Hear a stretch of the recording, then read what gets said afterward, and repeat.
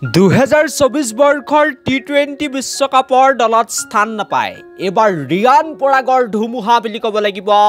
বিস্ফোৰক বেটিং বুলি ক'ব লাগিব তেখেতৰ বেটৰ পৰা আমি বিশাল ছয় কিছু সময়ৰ আগতে দেখা পালো আৰু কি সুন্দৰ ইনিংস কি অদ্ভুত ইনিংস বুলি ক'ব লাগিব যেটো সময়ত ৰাজস্থান ৰয়েলছ বিপদত আছিল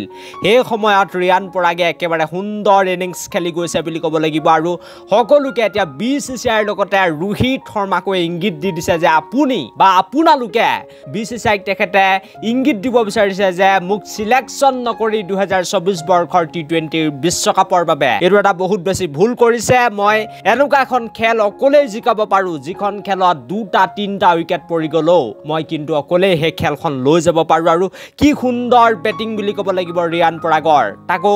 এছআৰএছৰ কি সুন্দৰ বোলিংত বা কি সুন্দৰ ফাষ্ট বোলিং আক্ৰমণক ৰিয়ান পৰাগে এটেক কৰিছে বুলি ক'ব লাগিব ভুৱনেশ্বৰ কুমাৰ ফেট কামিংছ টি নটৰাজনৰ দৰে বলাৰক আজি ৰিয়ান পৰাগে টাৰ্গেট কৰি ললে আৰু মাত্ৰ 49টা বলতে 77 ৰানৰ এটা বিস্ফোৰক ইনিংস খেলিছে বুলি ক'ব লাগিব আৰু তেখেতৰ বেটৰ পৰা আমি আজিৰ দিনটোত 4টাকৈ বিশাল ছয় তাৰ লগতে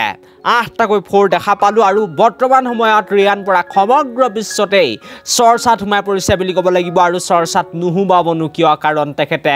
যি দৰে ইনিংস খেলিছে আৰু অদ্ভুত বেটিং কি সুন্দৰ বেটিং বুলি ক'ব লাগিব আৰু সমূহ এতিয়া অসমবাসী গৌৰৱান্বিত হৈছে ৰিয়ান পৰাগৰ ইনিংস দেখি আৰু আইপিএলত ৰিয়ান পৰাগৰ এটো পঞ্চমটো অৰ্ধশতক বুলি ক'ব লাগিব আৰু এই 2024 বৰ্ষৰ আইপিএলত তেখেতৰ চতুৰ্থটো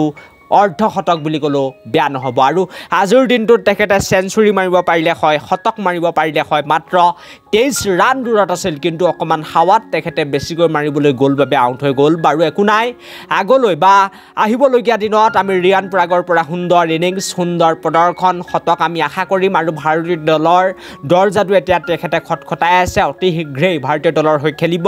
আৰু এই ভিডিঅটো মই ইমানতে সামৰি মাৰিব বিচাৰিছো thank you for watching this video